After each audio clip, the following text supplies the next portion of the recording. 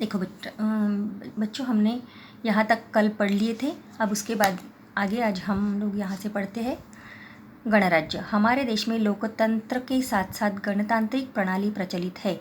गणराज्य में सभी सार्वजनिक पद लोगों द्वारा चुने जाते हैं। कोई भी सार्वजनिक पद वंश, परंपरा अथवा विरासत में प्राप्त नहीं होता। देखो हमारे देश में क्या है, हमारे भारत देश में लोकतंत्र के साथ साथ में गणतांत्रिक प्रणाली है। गणतांत्रिक प्रणाली मतलब हम लोग वंश परंपरा से किसी को भी राजा नहीं चुनते। यहाँ पे जनता द्वारा ही चुनाव करने के बाद में सरकार चलानी पड़ती है। जनता का विकास करना पड़ता है।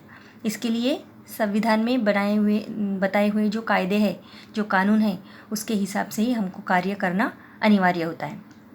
तो यहाँ पे वही बताया है। गणराज्य में सभी सार्वजनिक पद लोगों द्वारा चुने जाते हैं। गणराज्य में क्या होता है, जो सभी सार्वजनिक पद मतलब लोगों का अकेले का काम करने वाला नहीं।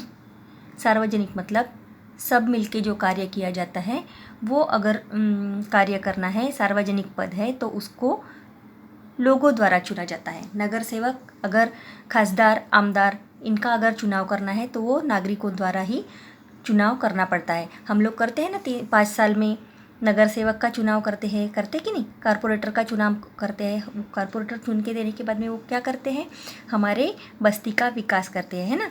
बस्ती का विकास करते हैं, हमारे लाइट, नल, पानी, गटर, कचरे की गाड़ी, ये सब कौन देखता है, हमारी बस्ती का कौन हेड रहता है, नगर सेवक हमारे बस्ती का हेड रहता है। और उसी के कंधे के ऊपर अपने पूरे कार्य बता के उसको चुन के देते हैं कि इसके ऊपर विश्वास करते हैं, और विश्वास के साथ में वो अपना कार्य करता है।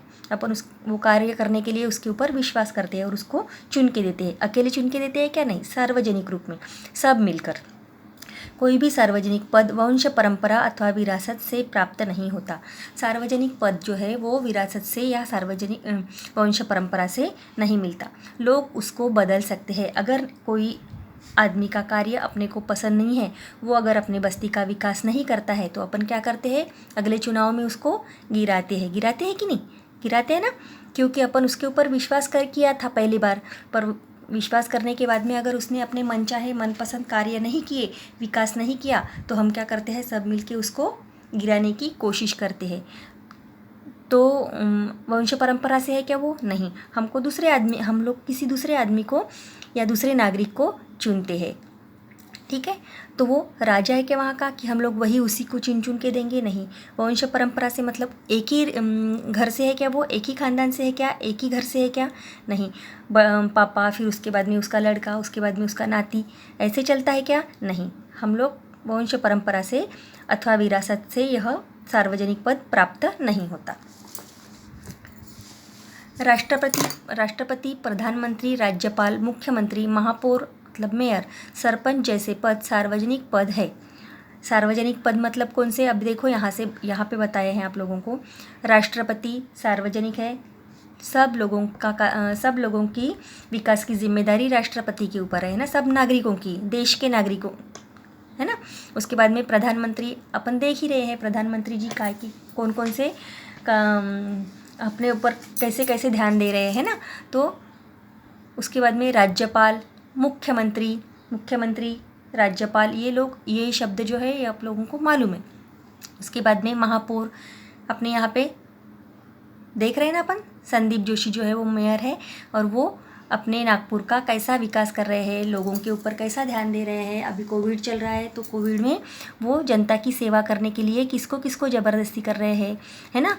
डॉक्टर्स और नर्स और पुलिस लोगों की क्या क्या मदद करने के लिए संदीप महापौर जो है वो कैसी टीम लगा रहे हैं जनता की सेवा के लिए, देख रहे हैं ना अपन। सरपंच जैसे पद सार्वजनिक पद होते हैं। ये सब पद जो है ये सार्वजनिक पद होते हैं। उसके बाद में इसके ऊपर कौन रहता है, मुख्यमंत्री रहते हैं। मुख्यमंत्री राज्य का विकास करते हैं, पूरे राज्य का, है ना। महाराष्ट्र राज्य, तो महाराष्ट्र राज्य में क्या हो रहा है, महाराष्ट्र राज्य में कितने लोग मर रहे हैं कोविड से। सिर्फ कोविड ही है क्या, नहीं, महाराष्ट्र राज्य में कितने बच्चे पढ़ रहे हैं, कितना विकास हुआ महाराष्ट्र राज्य में, है ना। ये सब देखने का काम कौन करते हैं? मुख्यमंत्री करते हैं। उसके बाद में राज्यपाल है, प्रधानमंत्री है और उसी के ऊपर राष्ट्रपति है।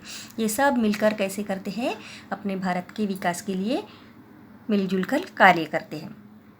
इन पदों पर विशिष्ट आयु की शर्त पूर्ण करने वाला कोई भी भारतीय नागरिक चुनाव लड़कर पहुंच सकता है।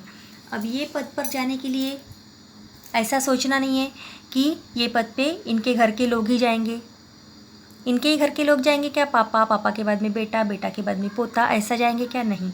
भारत का कोई भी नागरिक अगर 18 वर्ष की आयु से बड़ा होता है, 18 वर्ष का होता है, तो उसे चुनाव का अधिकार होता है। मालूम है ना आप लोगों को ये बात? अपन वोटिंग करने जाते हैं 18 वर्ष के बाद में, तो 18 वर्ष के बाद में अगर अपन वोटिंग कर सकते हैं, मतलब अपने को क्या है? अधिकार है, चुनाव लड़ने का अधिकार है। तो यह नागरिक जो है 18 वर्ष के बाद में कोई भी पद के ऊपर यहाँ पे खड़े हो सकता है। ठीक है। तो सार्वजनिक पद के लिए एक आयु की सीमा रहती है और वो आयु तक अपन पहुंच गए तो अपन चुनाव लड़ सकते हैं। राज्य सत्ता प्रणाली में ये पद वंश परंपरा अथवा विरासत में एक ही परिवार के व्यक्ति को प्राप्त होते हैं।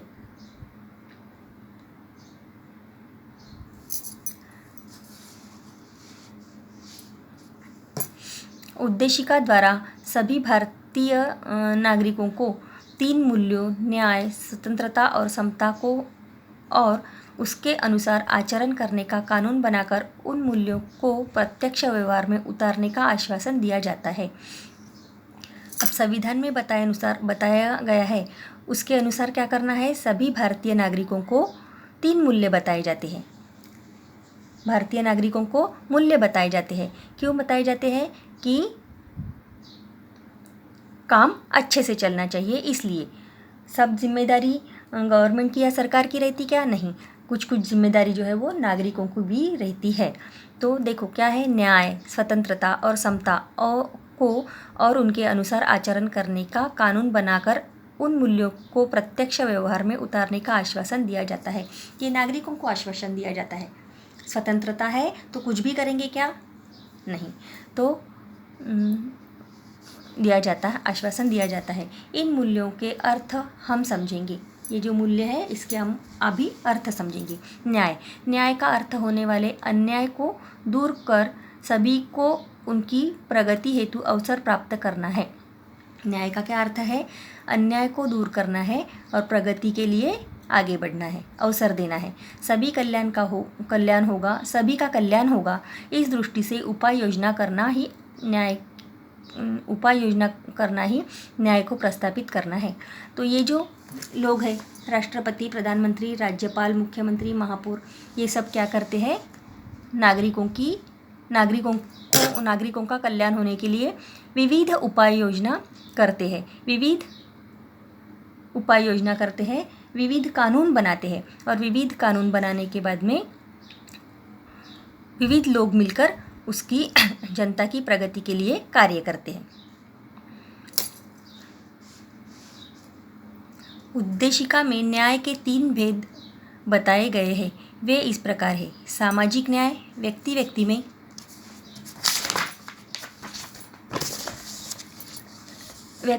में जाति, धर्म, वंश, भाषा, प्रदेश, जन्मस्थान या लिंग के आधार पर भेदभाव नहीं किया जा सकता। सभी मनुष्य एक समान हैं। ये क्या हो गया? पहले अपन ने देखे न्याय, उसके बाद में देखते हैं सामाजिक न्याय। सामाजिक न्याय में क्या है?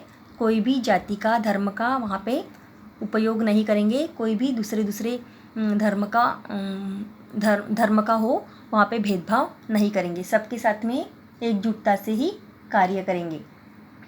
सभी मनुष्य कैसे है? एक समान है ना। हम भारत के नागरिक हैं। हमारा धर्म क्या है? सबसे पहले हम भारत के नागरिक हैं। हम सब मिलजुल के रहेंगे, हम सब एक है। हमारे यहाँ जाति पंथ को हम लोग स्थान नहीं देती। उसके बाद में क्या है? आर्थिक न्याय। भूखमरी, कुपोषण जैसी बातें निर्धनता अथवा दरिद्रता के कारण जन्म लेती है।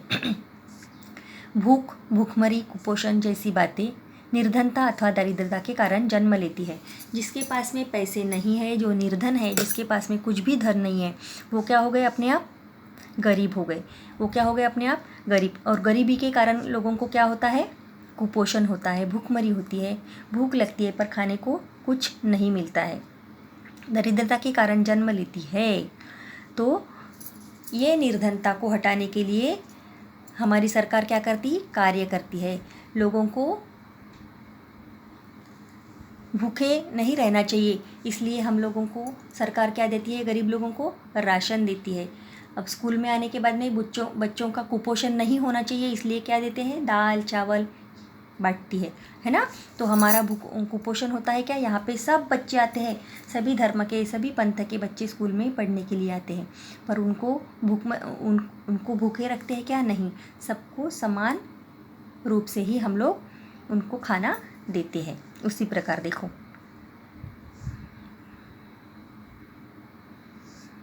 निर्धनता को दूर करने के लिए प्रत्येक को अपना और अपने परिवार के भरण पोषण के लिए आजीविका का कोई साधन प्राप्त करने का अधिकार है। अब प्रत्येक परिवार में कोई ना कोई बड़ा व्यक्ति रहता है, वो अपने परिवार का क्या करता है, भरण पोषण, मतलब उसका ख्याल रखता है, उसे खाने पीने का, कपड़े पहनने का, अन्न वस्त्र निवारा, ये सब तीनों चीज़ों का ख्याल रखते हैं। हमारे पापा रखते हैं ना, दादाजी, पापा जी, चाचा जी, हमारे है ना घर के जो बड़े हैं वो, और वो नहीं रहे तो हमारी माँ, दादी, ये सब हमारे भरण पोषण का ख्याल रखते हैं। हमारे आजीविका का कोई साधन प्राप्त करने का अधिकार सब नागरिकों को है। नागरिकों को भूखे रहना है क्या, नहीं, हमको कुछ कार्य करने के बाद में पैसे जमा करना है, और पैसे मिलने के बाद में हम भूखे नहीं रहेंगे, हम भूखमरी रहेंगे, गरीब रहेंगे क्या, दरिद्रता रहेंगे क्या, नहीं। तो इस दरिद्रता को हटाने के लिए सब नागरिक कैसे है, स्वतंत्र है, यहाँ पे स्वतंत्र है, सब कार्य कर सकते हैं, अच्छे कार्य हम करके, अच्छा काम करके हम अपना जीवन सुखी कर सकते हैं। हम अच्छा कार्य मतलब व्यवसाय करके, कोई भी व्यवसाय कोई भी आदमी यहाँ पे कर सकता है। ऐसे ज़रूरी है क्या कि यह वैसा शिल्पी का है, आप जाति से शिल्पी है तो आप कपड़े ही सिलेंगे, आप जाति से सुनार है तो आप सुनार का ही काम करेंगे, ऐसा नहीं है। यहाँ पे कोई भी जाति का हो, कोई भी व्यवसाय करके अपने परिवार का भरण पोषण कर सकते हैं। हमारे संविधान ने प्रत्येक नागरिकों को यह अधिकार बिना किसी भेदभाव से प्रदान किया है। बिना किसी भेदभाव से हमारे नागरिकों को यह संविधान ने हमारे को अधिकार दिया है, ठीक है। राजनैतिक न्याय, देश का शासन चलाने में सभी को प्रतिभागी बनने का अधिकार मिलना चाहिए। परिणामतः हमने वयस्क मतदान प्रणाली को अंगीकार किया है। देश का शासन चलाने में सभी को प्रतिभागी बनने का अधिकार है। देश का शासन चलाने के लिए सबको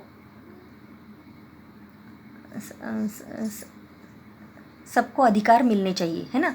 देश का शासन चलाने के लिए सबको अधिकार मिलने चाहिए, इसलिए यहाँ पे क्या किया गया है, मतदान प्रणाली का आयोजन किया गया है। इसके अनुसार 18 वर्ष की आयु पूर्ण करने वाले सभी नागरिक को वोट देने का अधिकार प्राप्त है। हमारे यहाँ 18 वर्ष के बाद में नागरिक समझदार हो गया है, बच्चा समझदार हो गया है, बेटा बड़ा हो गया है, उसको सबका ज्ञान प्राप्त हो गया है, ऐसा समझते हैं। और नागरिक वो बड़ा हो गया है, ऐसा समझने के बाद में उसको हमारा कार्य कौन कर सकता है, हमारा विकास कौन कर सकता है, इतनी बुद्धि उसको आ गई है, ऐसा सोचते हैं। और ऐसा सोचने के बाद में उसको 18 वर्ष की आयु में वोट देने का अधिकार प्राप्त होता है। स्वतंत्रता, हम पर अन्यायकारी और अनुचित प्रतिबंध न होना तथा हमारी क्षमताओं का विकास होने हेतु पोषक वातावरण का होना स्वतंत्रता की व्याख्या है। लोकतंत्र में नागरिकों को स्वतंत्रता प्राप्त रहती है। स्वतंत्रता के होने से ही लोकतंत्र दृढ़ और परिपक्व बनता है। विचारों और अभिव्यक्ति की स्वतंत्रता व्यक्ति की मौलिक स्वतंत्रता है। प्रत्येक नागरिक अपनी राय और अपने विचार व्यक्त कर सकता है। विचारों के आदान प्रदान द्वारा पारस्परिक सहयोग और एकता की भावना में वृद्धि होती है। साथ ही किसी समस्या के अनेक पहलू हमारे ध्यान में आते हैं। व्यक्ति की श्रद्धा, मान्यता और पूजा उपासना की स्वतंत्रता द्वारा प्रमुखतः धार्मिक स्वतंत्रता व्यक्त होती है। प्रत्येक भारतीय नागरिक को हमने धर्म अथवा उसके पसंद आने वाले धर्म की सीख के अनुसार आचरण करने की स्वतंत्रता है। इस स्वतंत्रता में हमें अपने पर्व त्योहार मनाने, ईश्वर की भक्ति करने और पूजा अर्चना की स्वतंत्रता निहित है। हमें क्या है यहाँ पे? हमें क्या है यहाँ पे? सबकी स्वतंत्रता है, सब चीज़ की स्वतंत्रता हमको यहाँ पे है। नागरिकों पर कोई भी अन्यायकारी और अनुचित प्रतिबंध न होना, ताकि उनकी क्षमताओं के विकास के लिए पोषक वातावरण होना, यह स्वतंत्रता का अर्थ है। स्वतंत्रता का अर्थ क्या है? कोई भी उनके ऊपर अन्याय न हो, नागरिकों के ऊपर। स्वतंत्रता के कारण लोकतंत्र दृढ़ और परिपक्व बनता है। स्वतंत्रता के कारण क्या होता है? लोकतंत्र परिपक्व और दृढ़ बनता है। अपना विचार व्यक्त किया जा सकता है। स्वतंत्रता में अपना विचार व्यक्त किया जा सकता है। विचारों के आदान प्रदान द्वारा पारस्परिक सहयोग, एकता की भावना में वृद्धि होती है। धार्मिक स्वतंत्रता और श्रद्धा और पूजा उपासना की स्वतंत्रता प्राप्त होती है। धार्मिक स्वतंत्रता और पूजा अर्चा की उपासना की स्वतंत्रता प्राप्त होती है। इसी को बोलते हैं स्वतंत्रता। यहाँ पे किसी नागरिक को कोई भी बंधन नहीं है। हमें हमारे धर्म के अनुसार पूजा अर्चा करने का भी यहाँ पे स्वतंत्रता है ना। ये स्वतंत्रता के बाद में हम लोग कल देखेंगे समता। आज यहीं तक हम लोग रुक जाते हैं।